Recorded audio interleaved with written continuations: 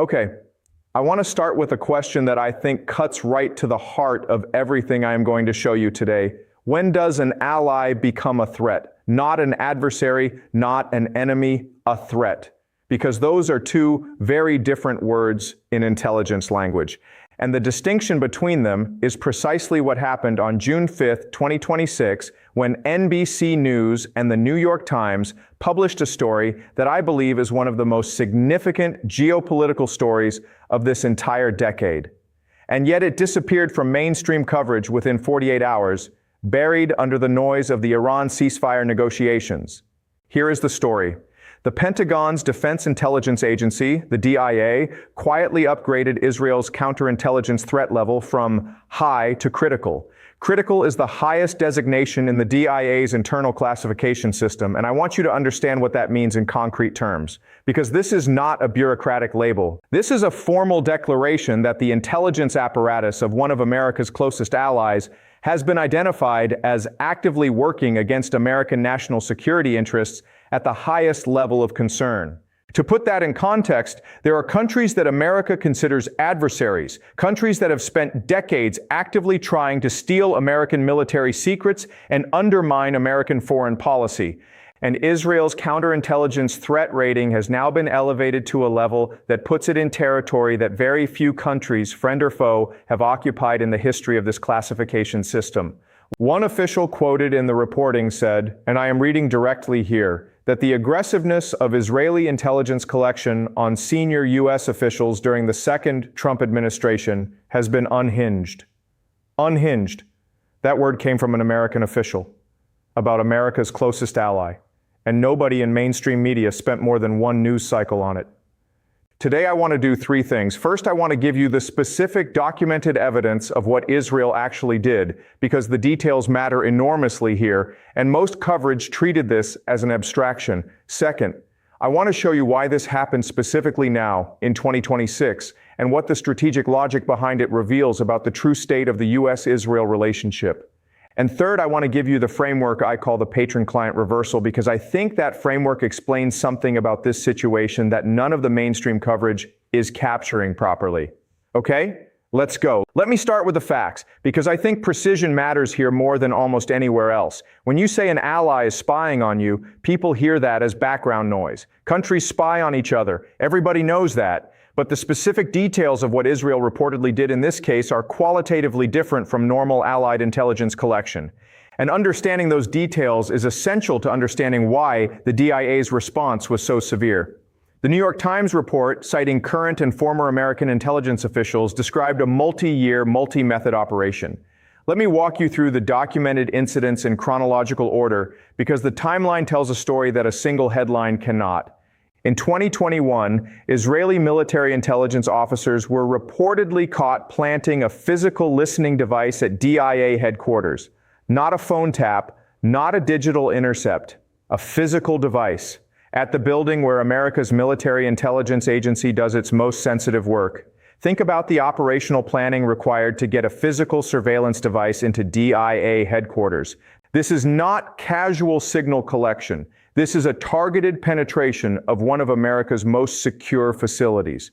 Last year, meaning 2025, Shin Bet officers, that is Israel's internal security service, were reportedly found to have attempted to plant a listening device in a United States Secret Service vehicle. Again, a physical device in a vehicle that is part of the American presidential protection apparatus. The Shin Bet is not a foreign intelligence agency. It is Israel's domestic counterintelligence service. The fact that Shin Bet personnel were involved in an operation targeting American Secret Service vehicles tells you something important about the institutional breadth of what was happening.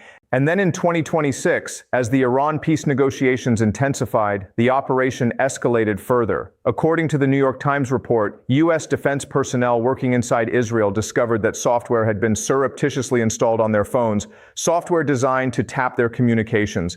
American military personnel operating inside a country that is supposed to be America's closest ally in the region had their phones compromised while they were on Israeli soil. The specific officials reportedly targeted include Steve Witkoff, Trump's chief Iran negotiator, Elbridge Colby, the Pentagon's top policy official, and Michael Domino, one of Colby's main deputies for Middle East policy. In other words, the three Americans most directly responsible for shaping the negotiating position that would determine the outcome of the Iran war were apparently the primary targets of Israeli intelligence collection. Now, I want to give you the steel man of the Israeli position because intellectual honesty requires it. The Israeli argument, which the Israeli embassy articulated publicly, is that Israel does not spy on American officials or institutions. Full denial. Beyond the denial, the broader case that defenders of the Israeli intelligence relationship would make is this: Allied intelligence collection between friendly nations is not unusual. The United States spies on Germany. Germany spies on the United States. France has been caught running collection operations against American technology companies. Intelligence collection between allies is a permanent feature of the international system, not an anomaly. The argument goes that what Israel was doing was an intensified version of normal allied behavior, driven by genuine existential security concerns about a negotiation that would determine whether Iran retained nuclear capability. That argument has internal logic, and I want to be fair about that. But here's the question it cannot answer. If this were normal Allied intelligence collection, why did the DIA upgrade Israel's threat level to critical? The DIA threat classification system exists precisely to distinguish between normal Allied collection activity and activity that crosses into territory that threatens American national security. The DIA has access to everything that American intelligence agencies know about what Israel was doing. They evaluated that information using the same criteria they apply to every other country in the world. And their conclusion, at the institutional level, was that what Israel was doing was not normal allied behavior. It had crossed a line. Their own words, not mine. An intensified Israeli effort to learn about U.S. positions in talks with Iran has crossed a line. When the institution whose job it is to make that judgment says a line was crossed, that is not a spin problem or a framing problem. That is a professional assessment from the people with the most complete information. Now I want to answer the most important question in this entire story. Why now? What changed in 2026 that made Israel willing to run an operation of this scale and this risk against the United States? To answer that question, I need to introduce the framework I call the patron-client reversal. And I want to explain it carefully because I think it is one of the most important conceptual tools for understanding what is actually happening in the U.S.-Israel relationship right now. In international relations, a patron-client relationship is when a powerful state, the patron, provides security guarantees, military assistance, and diplomatic cover to a smaller state, the client, in exchange for strategic cooperation and alignment. The United States and Israel have operated in a patron-client relationship since at least 1973. America is the patron, Israel is the client, and the defining feature of a healthy patron-client relationship is that the patron sets the boundaries of acceptable client behavior, and the client operates within those boundaries because the cost of defying the patron is too high. For most of the last 50 years, that relationship functioned reasonably well. Israel occasionally pushed against American preferences, but it ultimately operated within the limits that Washington defined because the dependency was real. American weapons, American diplomatic cover at the UN, American intelligence sharing, American financial assistance.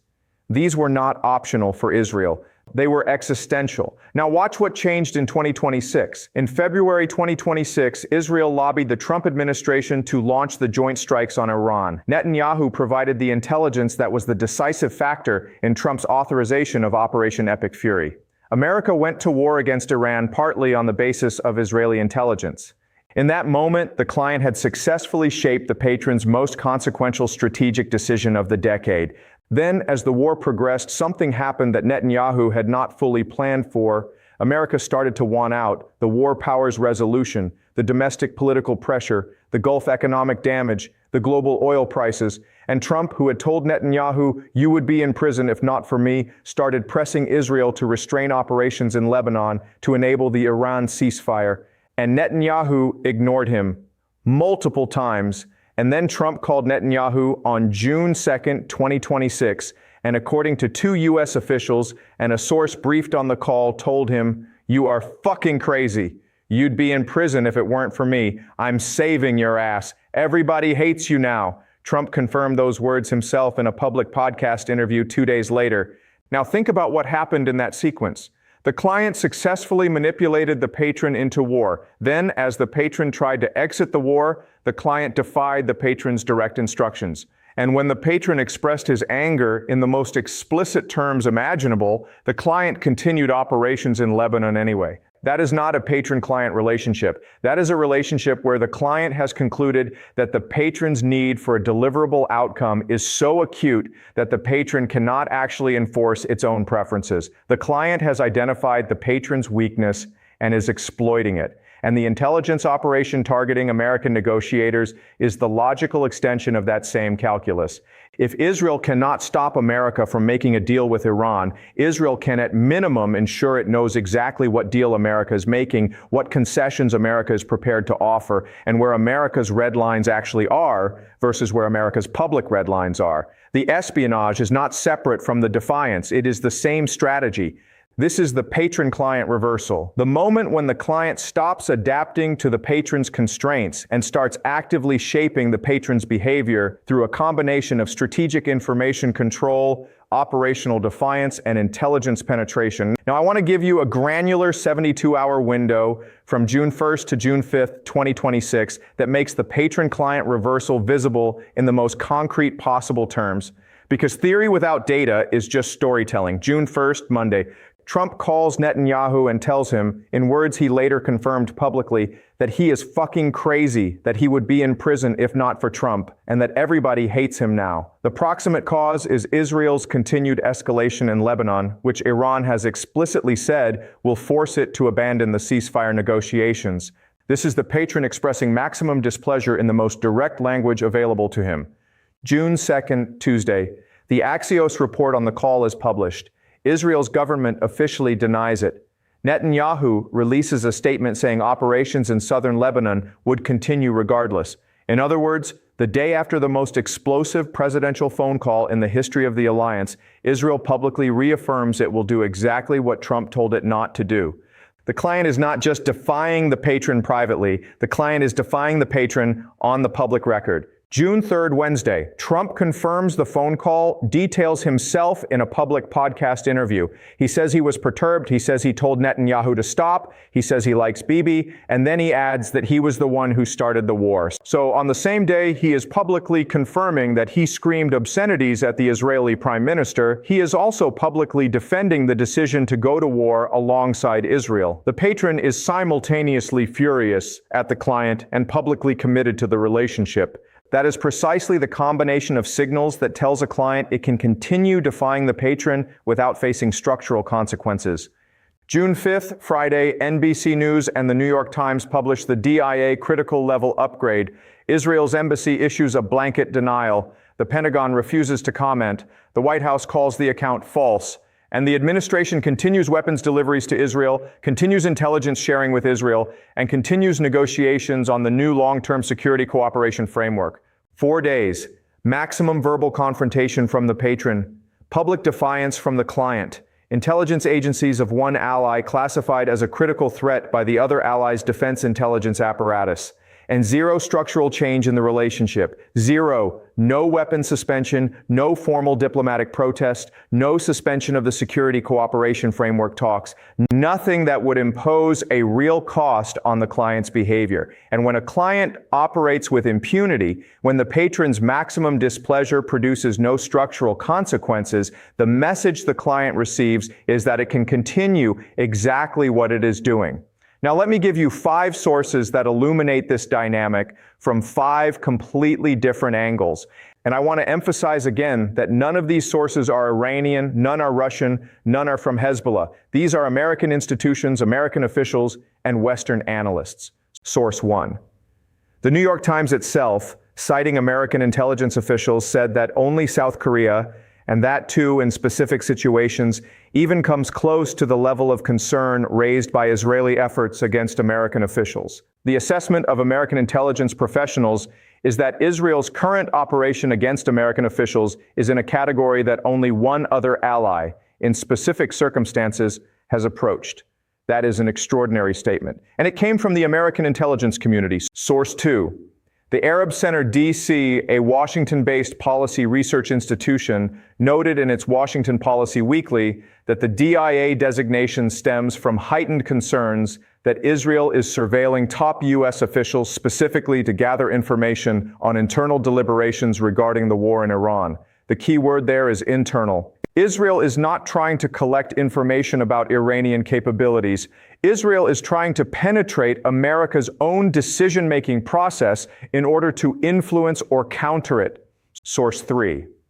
The Times of Israel reported that formal talks on a new U.S.-Israel security cooperation framework began the week of June 1st. 2026, the very same week the DIA upgraded its threat assessment. In other words, while Israeli intelligence was escalating its surveillance of American negotiators, Israeli officials were simultaneously in Washington negotiating a new long-term security cooperation agreement. These two activities were happening in parallel. That simultaneity is not accidental. It reflects the dual-track approach that the Patron client reversal requires. Source 4. Axios reported that Trump's anger at Netanyahu was specifically driven by the fact that Netanyahu's decision to escalate in Lebanon was threatening to implode the Iran negotiations. Iran had threatened to abandon the negotiations because of Israel's actions in Lebanon. Trump had to choose between managing his ally and closing his deal. He chose the deal. And even that choice was not enough to stop Netanyahu from continuing operations in Lebanon. Source 5.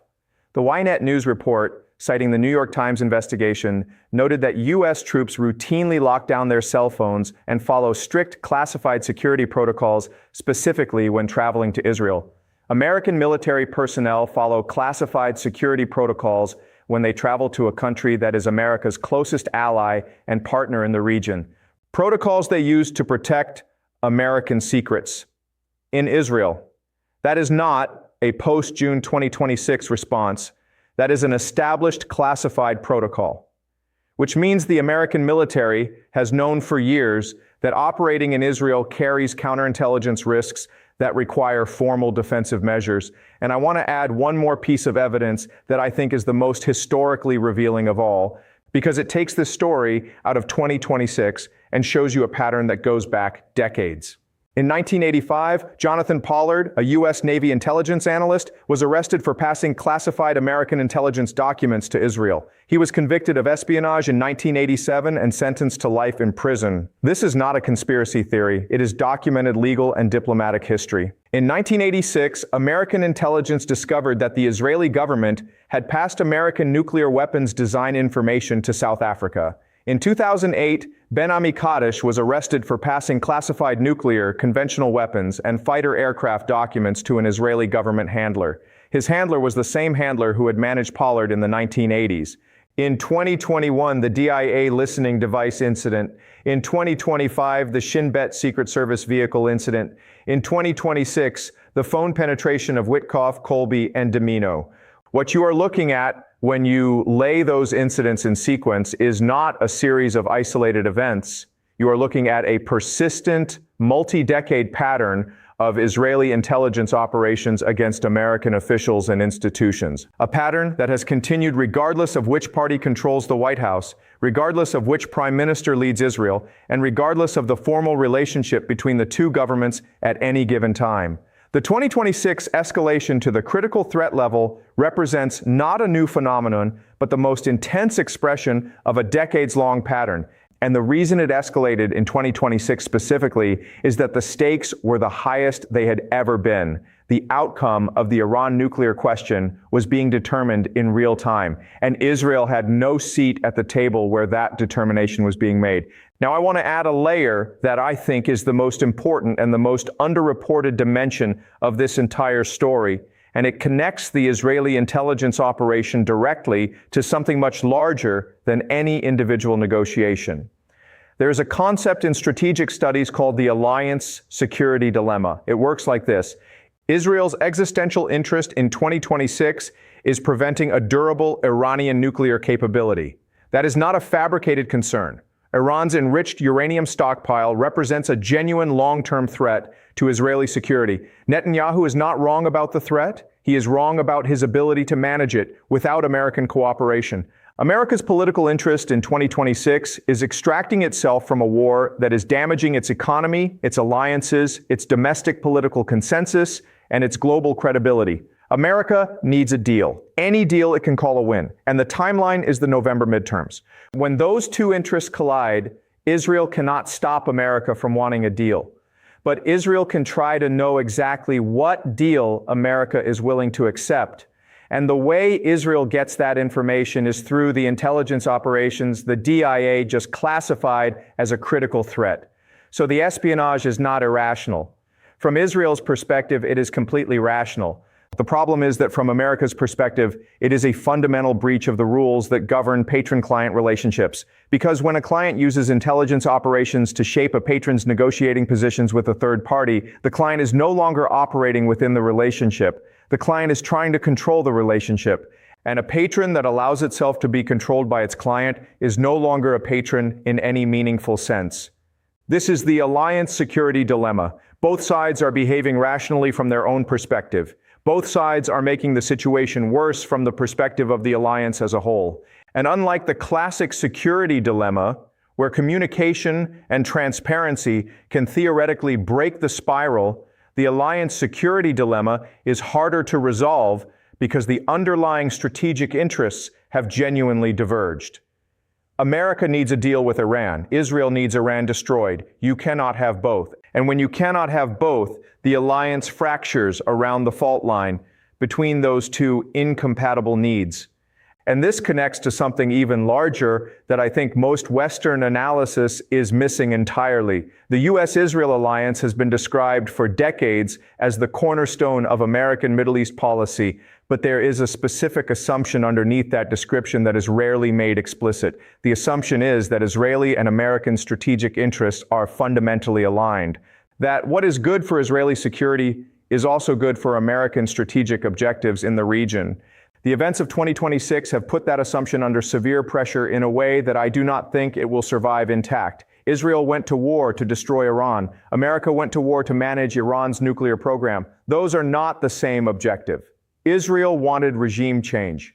America signed a document in Clause 2 that explicitly commits America to non-interference in Iran's internal affairs. Israel wanted Iran permanently militarily incapacitated. America signed a deal that gives Iran 60 days of economic oxygen and access to frozen assets. Every single one of those outcomes represents a point where American strategic interests diverged from Israeli strategic interests, and America chose its own interests. And Netanyahu's response was to publicly declare that Israel does not consider itself bound by the Lebanon provisions of the MOU. In other words, if America will not fight this war to the conclusion Israel needs, Israel will use the MOU's ceasefire window to maintain pressure through the Lebanon front while America negotiates with Iran about the nuclear file. All right, let me give you 3 specific and verifiable predictions for the next 2 to 3 weeks. Prediction 1, watch the DIA classification upgrade. The critical level designation was reported by NBC and the New York Times. The Pentagon formally refused to comment. Watch whether the administration issues a formal, on-the-record statement from either the Pentagon or the DIA, either confirming or definitively denying the upgrade. In diplomacy and intelligence, when a government needs to deny something that threatens its operational relationships, it issues a formal on-the-record denial quickly. The longer America goes without that formal denial, the more you can read the silence as implicit confirmation. Prediction 2. Watch the next round of U.S.-Israel Security Cooperation Framework talks. Both sides were in Washington negotiating a new long-term MOU to replace the existing security assistance framework while the DIA espionage assessment was underway. Watch whether those talks produce a concrete agreement within the next 30 days, or whether they stall. If they stall, it will tell you that the DIA assessment has created a level of institutional distrust inside the American national security apparatus that the diplomatic track cannot easily repair. Prediction 3. Watch Netanyahu's behavior in Lebanon specifically in the context of the ongoing Iran ceasefire. Trump told him on the record to stop. Iran has repeatedly said Israeli operations in Lebanon will force it to suspend the nuclear technical talks. If Netanyahu continues significant operations in Lebanon during the 60-day MOU window, despite those pressures, you will have a precise measurement of how much influence the patron now has over its client. Here is your homework. Find the original New York Times and NBC News reports on the DIA upgrade published on June 5, 2026. Read the specific language carefully. Pay attention to what the DIA report says about the multi-year timeline of the operation, going back to the 2021 listening device at DIA headquarters and the Shin Bet attempt on the Secret Service vehicle. Then read the Israeli embassy denial and ask yourself, when a government agency with access to the full intelligence picture says a line was crossed and the other side issues a blanket denial, what does the history of intelligence disputes between allies tell you about which account is closer to the truth? Then find the Axios report on the Trump-Netanyahu phone call published June 2, 2026. Read the specific summary of what Trump reportedly said. Then read Trump's public confirmation of that conversation 2 days later, and ask yourself, when a president publicly confirms that he cursed at his closest ally and told him everybody hates him now, while simultaneously that allies' intelligence services are reportedly running a critical-level espionage operation against the president's own negotiators, what does that combination of facts tell you about the actual state of the relationship underneath the public alliance narrative? If you think my analysis is wrong, I genuinely want you to come back and tell me. Find me a senior DIA official who has issued an on-the-record denial that the critical level upgrade occurred. Find me evidence that Netanyahu has agreed to any binding operational constraint in Lebanon in response to Trump's requests. Find me a mechanism in the U.S.-Israel relationship that would impose a real cost on Israel for running intelligence operations against American officials. I do not think you will find those things, but I could be wrong. I am always open to being wrong. Here is where I want to leave you. The unbreakable alliance. That is the phrase that American and Israeli politicians have used to describe the U.S.-Israel relationship for 50 years. And I want to ask you to think carefully about what unbreakable actually means in strategic terms. It does not mean the alliance cannot experience stress. It means that the structural interests binding the two together are strong enough to withstand any particular point of disagreement. But here's the question that June 2026 is forcing onto the table. What happens when the two sides have fundamentally incompatible definitions of what victory looks like? America needs a manageable Iran. Israel needs a broken Iran. America needs a deal before the midterms. Israel needs the deal to fail. America needs its negotiators to have secure communications. Israel needs to know what those negotiators are saying. These are not temporary disagreements that better communication can resolve. They are structural divergences rooted in genuinely different threat assessments and genuinely different strategic interests.